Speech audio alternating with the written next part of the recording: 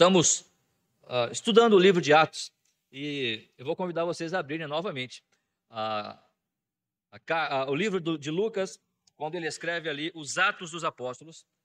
E aí você vai, pastor, né? Hoje é culto de ressurreição, o senhor vai falar sobre Atos, né? Jesus ressuscita, fala da ressurreição dele ali no início do capítulo e depois não se fala mais. Talvez nos evangelhos ou na carta do apóstolo Paulo, em Coríntios, Tessalonicenses, mas Atos, muito bem, vamos lá. Quando nós estamos seguindo um estudo ou um livro, como estamos fazendo, é muito difícil, numa pregação temática, você encontrar alguma coisa, a menos que você fique forçando o texto, né, para você encontrar alguma coisa, mas não é esse o objetivo, claro que não.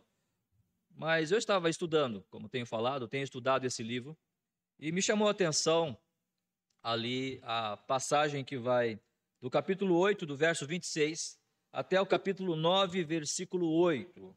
Atos, capítulo 8, do versículo 26 ao capítulo 9, versículo 8. Eu vou fazer essa leitura, é um pouco extensa, mas vamos ler juntos a palavra do Senhor e vamos meditar na mesma a respeito das experiências desses homens e de que maneira isso pode refletir e contemplar aquilo que nós estamos falando hoje. Atos 8, do versículo 26 em diante. O anjo do Senhor falou a Filipe dizendo: dispõe-te e vai para o lado do sul, no caminho que desce de Jerusalém a Gaza. Este se acha deserto. Ele se levantou e foi, e eis que um etíope eunuco, alto oficial de Candace, rainha dos etíopes, o qual era superintendente de todo o seu tesouro, que viera adorar em Jerusalém, estava de volta e assentado no seu carro vinha lendo o profeta Isaías. Então disse o Espírito a Filipe: aproxima-te desse carro e acompanha-o. Correndo Filipe ouviu ler o profeta Isaías e perguntou: compreendes o que vens lendo? Ele respondeu: como poderei entender se alguém não me explicar? E convidou Filipe a subir e a sentar-se junto a ele. Ora, a passagem da escritura que estava lendo era esta: foi levado como ovelha ao matadouro, e como um cordeiro mudo perante o seu tosqueador, assim ele não abriu a boca. Na sua humilhação lhe negaram justiça. Quem lhe poderá descrever a geração? Porque da terra a sua vida é tirada. Então o eunuco disse a Filipe: peço que me expliques a quem se refere o profeta, fala de si mesmo ou de algum outro? Então Filipe explicou e, começando por esta passagem da escritura, anunciou-lhe a Jesus. Seguindo eles caminho fora, chegando a certo lugar onde havia água, disse o eunuco: eis aqui água, que impede que seja eu batizado? Filipe respondeu: é lícito, se crês de todo o coração. Respondendo ele, disse: creio que Jesus Cristo é o Filho de Deus. Então mandou parar o carro, ambos desceram a água, e Filipe batizou o eunuco. Quando saíram da água, o Espírito do Senhor arrebatou a Filipe. Não o vendo mais o eunuco, este foi seguindo o seu caminho cheio de júbilo. Capítulo 9, a partir do versículo 1. Saulo, respirando ainda ameaças e morte contra os discípulos do Senhor, dirigiu-se ao sumo sacerdote e lhe pediu cartas para a sinagoga de Damasco, a fim de que, caso achasse alguns que eram do caminho, assim homens como mulheres, os levasse presos para Jerusalém. Seguindo ele estrada fora, ao aproximar-se de Damasco, subitamente uma luz do céu brilhou ao seu redor, e caindo por terra, ouviu uma voz que lhe dizia: Saulo, Saulo, por que me persegues? Ele perguntou: quem és tu, Senhor? E a resposta foi: eu sou Jesus, a quem tu persegues. Mas levanta-te e entra na cidade, onde te dirão o que te convém fazer. Os teus companheiros de viagem pararam emudecidos, ouvindo a voz, não vendo contudo ninguém. Então se levantou Saulo da terra e, abrindo os olhos, nada podia ver. E guiando-o pela mão, levaram-no para Damasco. Esteve 3 dias sem ver, durante os quais nada comeu, nem bebeu. Vamos orar? Nosso Deus e nosso Pai, nós damos-te graças pela oportunidade que temos de perceber, ó Deus, a tua ação na vida de homens como nós, como cada um de nós, mas que perceberam, ó Pai, a tua graça em Cristo Jesus, teu Filho, e receberam, ó Deus, o poder do Espírito Santo para transformar-lhes as suas vidas, para olharem somente para ti e para o teu Filho Jesus Cristo, sendo guiados, ó Deus, e dirigidos pelo teu Santo Espírito. Ó Pai, opera esta verdade em nós, para que a prática da vida cristã seja palpável em nossa vida, em cada dia, na nossa rotina, na nossa vida com as nossas famílias, bem como no convívio com os nossos irmãos na igreja.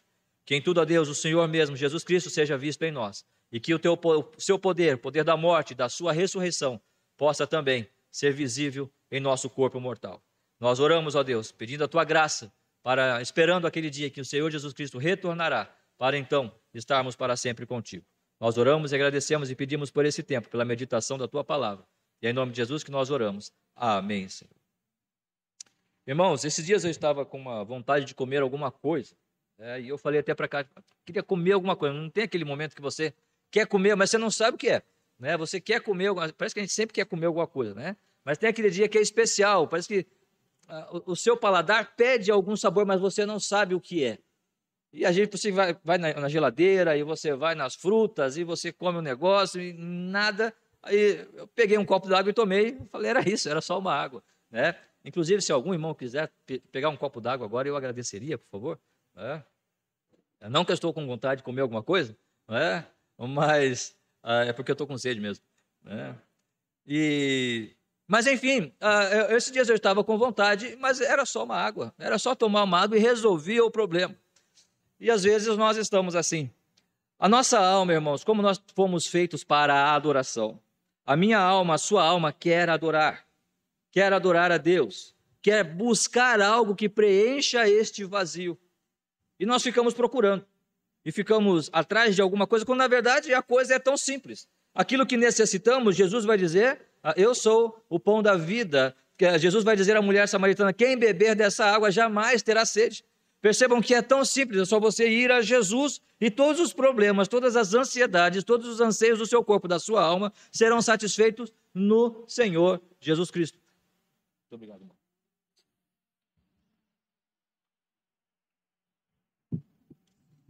E nós temos a história de dois homens aqui. Na verdade, nós até quarta-feira falamos, a partir do capítulo 9 vai aparecer mais uma personagem aqui, Ananias, né? Muito interessante também falar sobre aquele homem, aquele servo do Senhor que estava em Damasco. Mas nós temos pelo menos aqui 3 homens do capítulo 8 até o capítulo 9, nesse texto que nós lemos. Filipe, o eunuco, que estava naquela carruagem, e Saulo. Às vezes eu vou falar Paulo aqui, porque a gente está acostumado a falar Paulo, tá? Mas entenda-se Saulo, antes da sua conversão, antes de ser trocado o seu nome de Saulo para Paulo. Então eu vou falar Paulo aqui, mas entenda que é esse Saulo aqui, né? Então eu quero salientar 2 homens, 2 vidas, o eunuco e Paulo. E eu percebi algumas similaridades nesses 2 homens. Vocês podem me ajudar a buscar, a compreender e encontrar quais são as similaridades, as coisas que são comuns entre Paulo e o eunuco, que nós podemos ler aqui? Podem falar. Hoje está bem informal, né? Estamos sentados à mesa aí, né? Está bem informal hoje a reunião, o culto.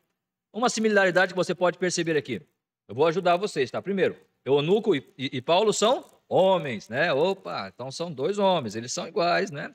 Então, o que mais é parecido, o que mais está em comum aqui na vida desses 2 homens agora? Não conheciam a mensagem. Verdade. Eram solteiros?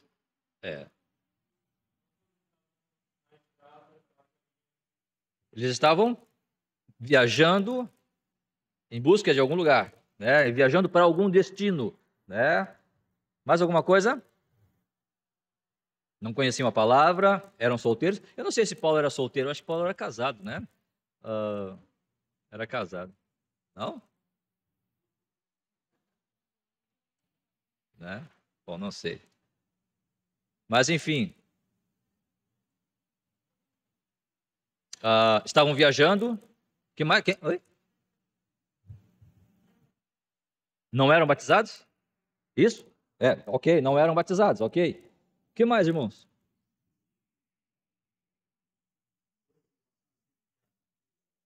Iam passar? Ok, iriam. Os 2 não conheciam a palavra, como o Lucas falou, né? Eles estavam perdidos. Mesmo caminhando, eles estavam perdidos. A viagem deles, eles estavam viajando, mas a viagem deles tinha um propósito. Confere? Ok? Eles estavam fazendo...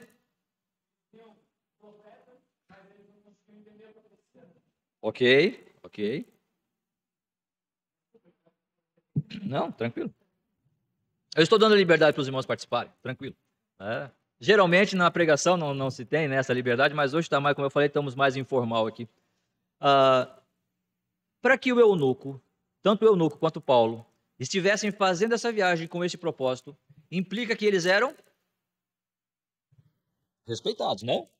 Considerados pelos seus superiores, porque o eunuco veio a Jerusalém para adorar, e Paulo estava indo para Damasco para perseguir a igreja. O eunuco tinha, então, o respaldo da rainha dos etíopes, e Paulo tinha o respaldo das cartas dos sacerdotes. Eles eram respeitados. Percebam similaridades entre esses dois homens. Quando você começa a estudar, a ler, você vai percebendo, não é, estas verdades que a palavra do Senhor vai nos mostrando, ela vai nos dando. Mas, irmãos, estes dois homens, lembram quando eu falei? Quando nós estamos com sede de alguma coisa e parece que alguma coisa falta, estamos com vontade, o nosso paladar pede algo que nós não sabemos o que é. E talvez ele está tão perto, é tão fácil, é tão simples aquela coisa, né? Mas nós não sabemos. E nós ficamos buscando. Paulo e o eunuco estavam atrás disso. Você vai perceber na viagem, o eunuco está lendo o profeta para saber qual é a verdade, para ser saciado no seu desejo. Enquanto que Paulo está indo atrás dos crentes, cumprindo a sua missão, zeloso por aquilo, pela sua obra, pelo seu trabalho, pela sua ideia.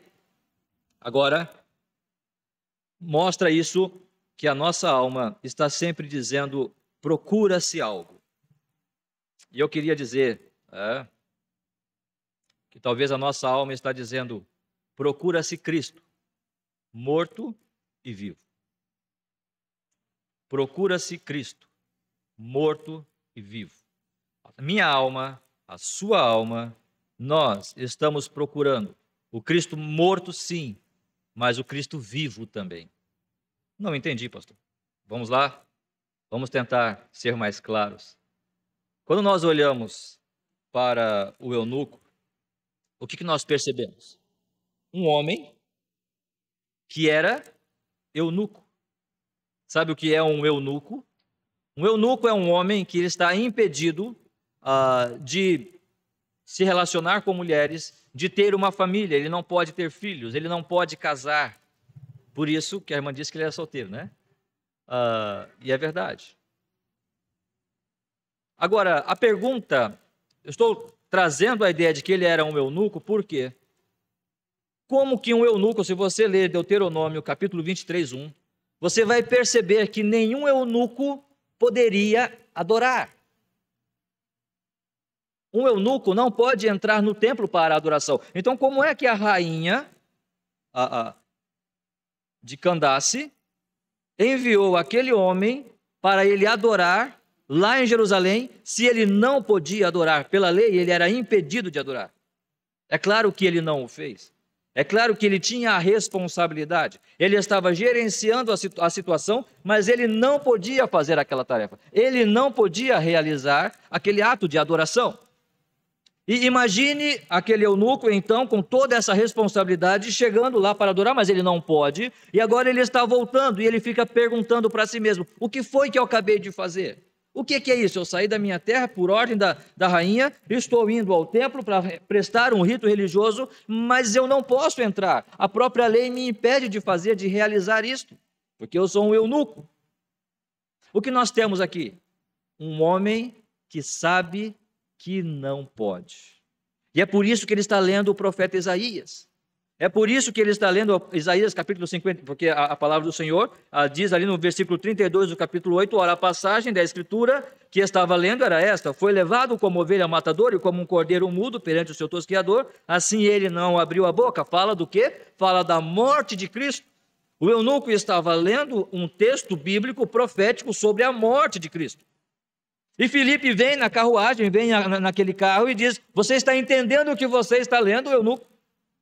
Não, como é que eu posso entender se ninguém me explicar? Mas ele estava lendo porque a sua alma desejava alguma coisa. A sua alma pedia por algo. A sua alma ansiava ser satisfeita em alguma coisa. Ele não sabia o quê. Ele estava indo para a adoração, mas ele não pode adorar. Por que eu tenho que adorar se eu não posso? Mas qual que é esse problema? Eu sou inútil? Eu sou incapaz? E Filipe então sobe naquela carruagem e diz, olha, é exatamente isso. Tanto o eunuco, quanto eu, quanto você, nós somos incapazes de adorar. nós não temos condições. Aquela mulher samaritana vai dizer: Senhor, com Jesus conversando, nossos pais adoraram naquele monte ou naquele monte, e Jesus diz: não vai chegar um momento em que não é neste monte ou naquele monte, mas o Senhor procura adoradores que o adorem em espírito e em verdade.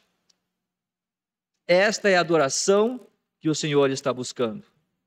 Lá em Isaías vai nos dizer que o nosso pecado nos separa do nosso Deus. Vai dizer que as nossas obras são como trapo de imundícia. Nada do que eu faço, nada do que você faz pode dar a condição de chegar ao trono de Deus, ao trono da graça, para a adoração. O que nós somos, o nosso pecado, nos afasta de Deus. Paulo vai dizer em Romanos: porque todos nós pecamos e estamos destituídos da glória de Deus. Ok? E entendam, percebam aquele homem, o eunuco, pensando na sua própria vida, dizendo: então eu sou incapaz de adorar, então agora qual é a solução para mim? E Deus então envia Filipe para lhe trazer uma mensagem. Que mensagem? A morte de Cristo. Você está lendo o profeta Isaías, que fala sobre o cordeiro que foi morto. Sabe por quê? Porque você não pode. Ele foi sacrificado porque você não pode. Talvez nós estamos buscando, nesse anseio da nossa alma, sacrificar-nos para adorar a Deus. Fazer de tudo para que Deus seja adorado. Talvez você foi ensinado: olha, se você for uma boa pessoa, olha, se você for um bom pai, olha, se você for um bom cidadão, olha, se você pagar as suas contas em dia, olha, se você fizer tudo direito, então Deus vai pesar na balança lá nos céus, e então você vai entrar. Não! Nós somos como este homem, eunucos. Nós somos impossibilitados de entrar no Santo dos Santos. Nós não podemos, por causa do nosso pecado, este pecado que está em mim. E quando eu acho que eu posso, eu estou cometendo um terrível engano. Graças a Deus, como esse eunuco, quando nós chegamos à conclusão e dizemos como aquele cântico que diz: nada encontrará de bom, Senhor, em mim, nada que eu possa colocar no teu altar. Nada tenho para te oferecer como oferta de amor a ti, Senhor. Tem um outro louvor que diz assim: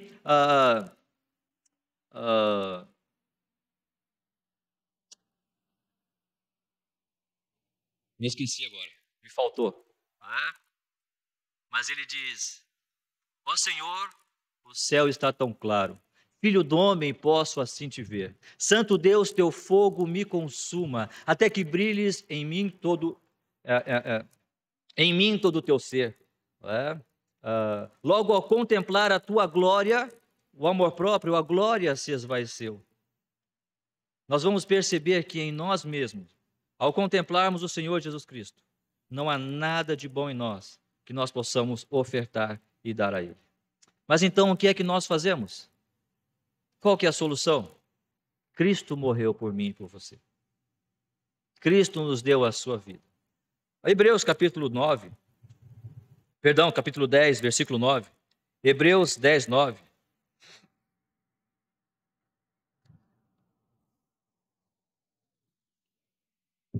Hebreus 10, 19, irmãos, perdão. Hebreus 10, 19.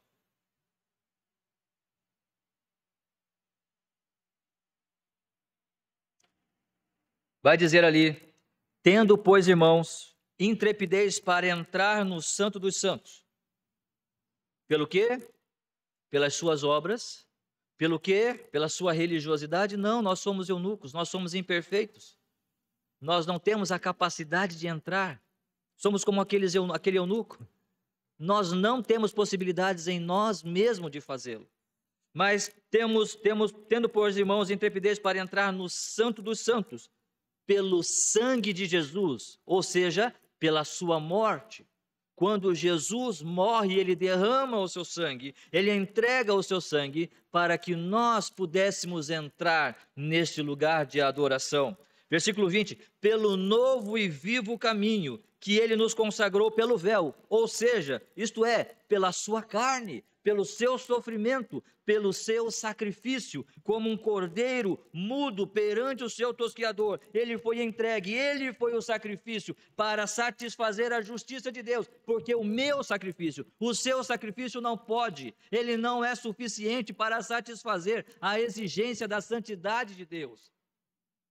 Nós não podemos entrar no Santo dos Santos, mas Cristo o fez. E a morte de Cristo sacia a nossa alma. Quando você, quando eu estamos olhando para nós mesmos e dizendo: Senhor, que miserável homem sou eu. O que é que eu posso fazer para te agradar? Márcio, você não pode fazer nada. Eu não posso fazer nada, a não ser contemplar a Jesus Cristo no seu sacrifício, na sua cruz, na sua obra. E pensem aqui, quando o eunuco, o Filipe explica isso para o eunuco, o que é que o eunuco faz? Escuta, tem água aqui. Percebam a intrepidez, percebam a ousadia desse homem. Agora ele entendeu a verdade. Agora ele entendeu que a sua limitação física, a sua limitação natural, concebida naturalmente ou por intervenção de alguém outro, o fato é que ele não podia, ele era impossibilitado, ele tinha limitações ali, ele não podia entrar no Santo dos Santos, mas agora ele entendeu que para entrar na presença de Deus, ele não precisa mais de ritos religiosos, ele precisa receber a Cristo. Sim, eu creio que Cristo Jesus é o Filho de Deus. Temos água aqui, Filipe, é possível que eu seja batizado? Sim. E eles desceram e foi batizado aquele homem, que outrora estava considerando, olhando, se perguntando, se questionando: como eu posso adorar a Deus? Eu estou aqui, claro, parafraseando, isso não está aqui, não é? Eu estou vendo com os meus olhos e pensando, me imaginando naquela situação, a situação daquele homem, mas agora ele está livre para adorar, apesar das suas imperfeições, porque Deus não está mais olhando para a minha perfeição, porque ele não vai encontrar nada. Mas ele está olhando para a morte de Cristo Jesus, para a morte do seu filho, e dizendo: a morte do meu filho me satisfaz, e através do meu filho eu estou olhando para vocês, então eu posso aceitar você, desde que você também creia na morte como a obra redentora de Cristo Jesus para a sua salvação. Não nas suas obras, não no que você faz, não em ser um bom moço, não em ser um bom filho, tão somente um bom pai, um cidadão perfeito. Não, Deus não está procurando isto. Deus está procurando pessoas que estão debaixo do sangue de Cristo Jesus. E qual é o resultado? Versículo 39. Quando saíram da água, o Espírito do Senhor arrebatou a Filipe, não vendo mais o eunuco. E este foi seguindo o seu caminho, cheio de júbilo, com a sua alma satisfeita.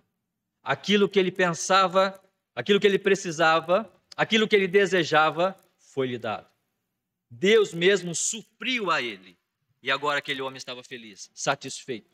Se a rainha mandasse ele de volta para adorar no templo, ele iria. Mas ele sabia que aquilo não serviria mais, porque agora ele se encontrou com Cristo. Ele entendeu que a morte de Cristo era tudo o que ele precisava. Como alguém que entendia que não podia, mas Cristo realizou aquilo que ele não podia fazer. Irmãos, quando nós estivermos numa situação onde pensamos, entendemos ou percebemos a nossa inutilidade, a nossa incapacidade, a nossa ineficiência, graças a Deus por isso, porque estaremos como este eunuco, porque vamos buscar em Cristo a solução. Bem-aventurados os pobres de espírito, porque deles é o reino dos céus. Quando nós nos tornarmos pobres, entendendo que nada somos e nada temos, bem-aventurados somos. Porque aí nós entendemos como se entra no reino do céu. Bem-aventurados somos quando entendemos que Cristo morreu e se sacrificou por nós. Não são as minhas obras, não é as suas obras, não é a minha capacidade, não é a sua capacidade, a nossa sabedoria. O quanto fazemos ou realizamos, mas é sim o que Cristo fez. Temos o exemplo, então, primeiro, de um homem que sabia que nada podia, mas em Cristo ele encontrou a satisfação para a sua alma, para o seu coração. Temos um outro homem, Paulo agora. Um pouco diferente, não é? Nós falamos um pouco das similaridades entre Paulo e o eunuco. Agora, falamos a primeira diferença. O eunuco sabia que não podia. Paulo, por sua vez, achava que tudo podia. Paulo, por sua vez, entendia que ele era o cara, que agora ele ia destruir a igreja de Deus. Que para ele não era a igreja de Deus, para ele era uma seita, para ele eram uns loucos, né, que eram corintianos, né, um bando de loucos que estavam chegando e surgindo ali, e agora eu vou ter que destruir. Acho que Paulo era meio palmeirense, não é? Brincadeira, né, com os palmeirenses.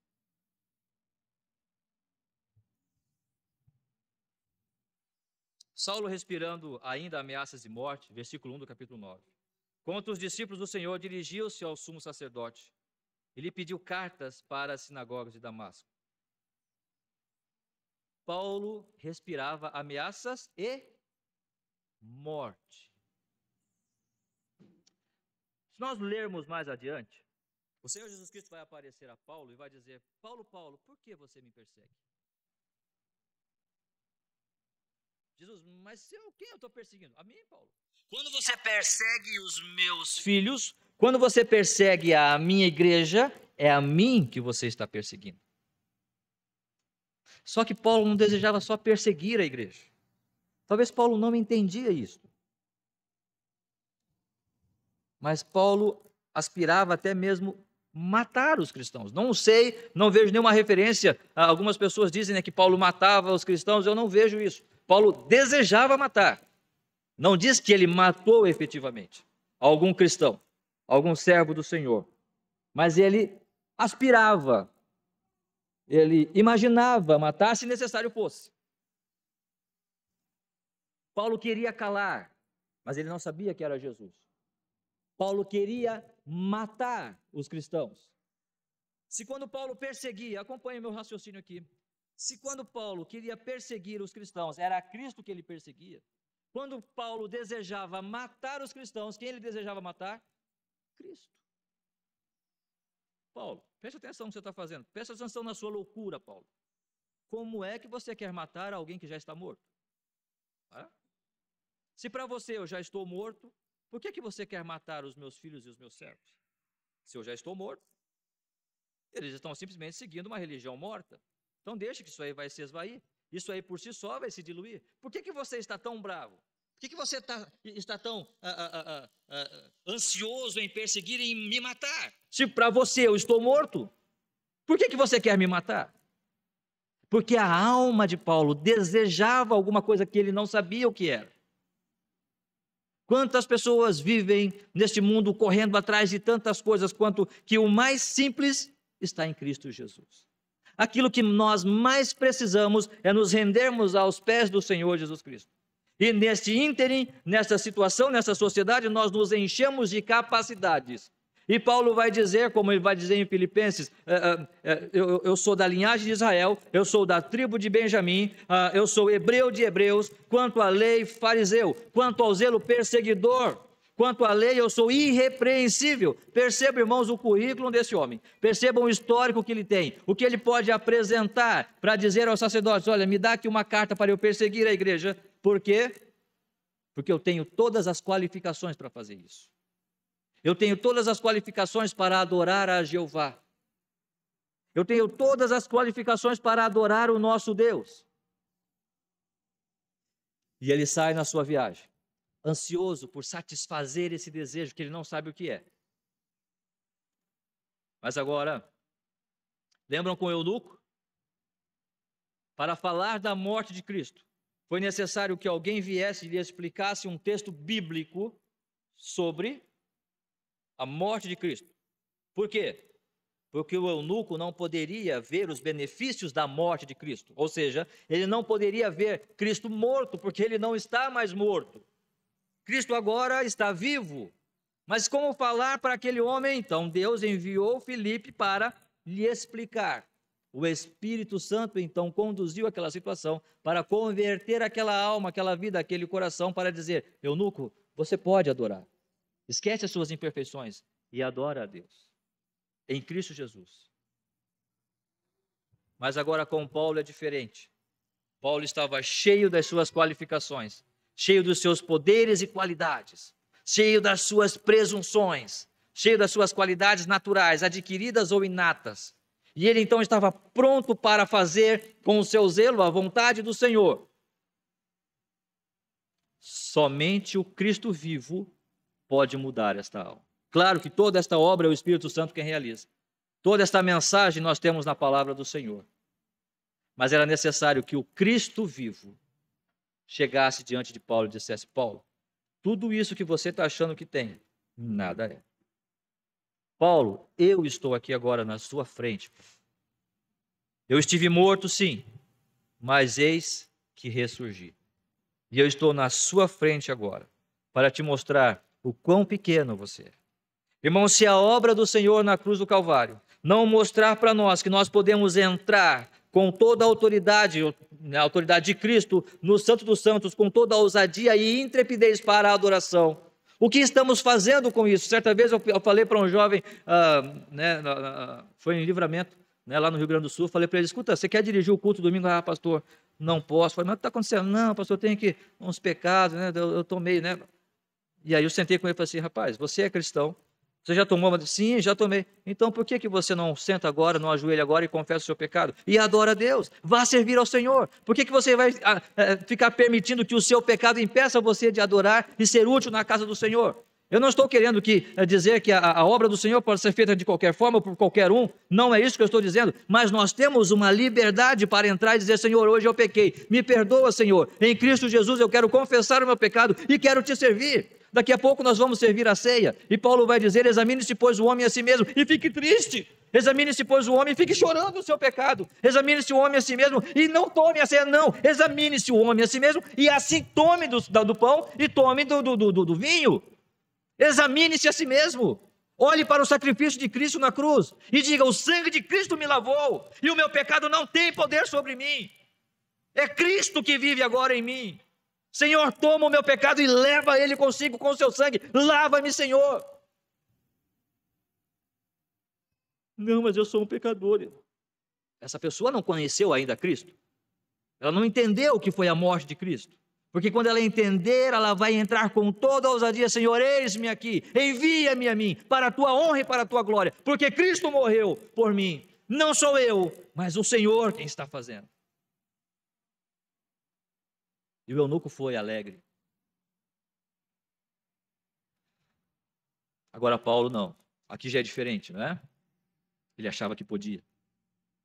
Cristo então teve que aparecer diante dos seus olhos e dizer: Paulo, você vai ficar cego durante 3 dias. Paulo, você vai cair por terra. E no versículo 8, eu posso imaginar aquele homem com o seu andar altaneiro, com a carta no bolso, os sacerdotes me deram a carta, agora eu vou perseguir esses cristãos, não é? Com o seu andar varonil, cheio de razão. E quando o Senhor aparece na frente dele, aquele fulgor, aquela luz resplandecente do Cristo vivo, ressuscitado, não o Cristo morto, não apenas uma mensagem, com todo respeito à palavra do Senhor, quando eu falo apenas uma mensagem, não apenas letras, mas estamos falando da presença do Senhor, vivo diante dos seus olhos. Ele não se conteve, ele caiu, cego ficou, e depois, no versículo 8 do capítulo 9, ele teve que ser carregado até Damasco.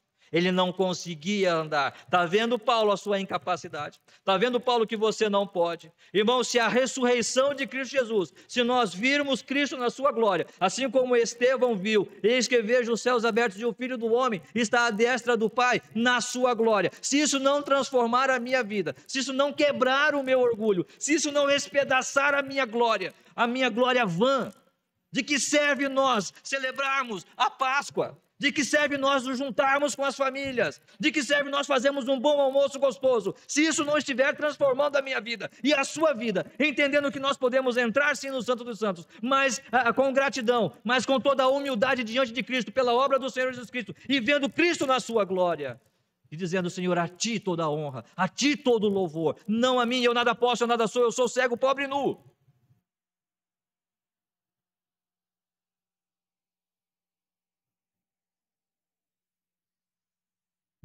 Versículo 3, seguindo ele estrada fora. Ao aproximar-se de Damasco, subitamente, uma luz do céu brilhou ao seu redor. E caindo por terra, ouviu uma voz que dizia: Saulo, Saulo, por que me persegues? Eu vou fazer uma pergunta. Esta luz já brilhou na sua vida? A luz do Cristo vivo, ressuscitado, já brilhou no seu coração? Bem-aventurado aquele que tem fome e sede de justiça. Mais uma vez citando Mateus capítulo 5, o sermão da montanha. Paulo tinha fome e sede de justiça, só que o seu caminho, a sua direção estava equivocada. Mas ele tinha fome e sede de justiça sim, porque ele queria satisfazer a sua alma que desejava alguma coisa. Bem-aventurados que têm fome e sede de justiça, porque serão fartos. Esta luz já brilhou no seu coração? Você já viu Cristo? Claro, eu não estou falando de ver, de ter efetivamente a visão, mas você já contemplou o seu pecado. Já contemplamos nós a nossa incapacidade, que nas nossas naturalidades, capacidades, nós nada podemos fazer, mas que somente Cristo, na sua graça, pode nos dar todo o poder. E, como Jesus mesmo vai dizer, em mim nada podeis fazer, ou seja, tudo vocês vão fazer é através de mim e do meu poder. Paulo entendeu isso. E se ele queria fazer alguma coisa, se ele queria realizar algo, era única e exclusivamente através de Cristo Jesus. E o próprio Paulo entendeu isso quando ele escreve Efésios capítulo 4, e ele diz ali,